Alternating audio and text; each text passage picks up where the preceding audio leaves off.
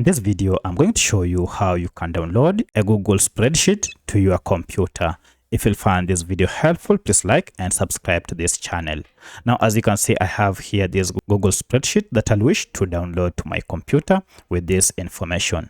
To do this, it's pretty simple. Just head over to your Google Sheet that you wish to download and then click on File here. Now under File, you should see we have an option to download. Go ahead and choose the format in which you want to download this. Go ahead and download as Microsoft Excel. You can also download it in other forms such as PDF or even Open document. So I'll download as Microsoft Excel, and this will be downloaded direct to my computer.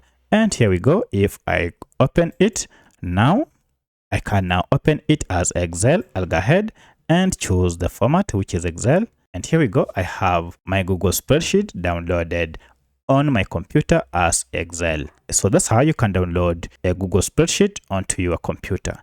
If you have any other question, kindly let me know in the comment section. Otherwise, thanks for watching and let's meet in the next video.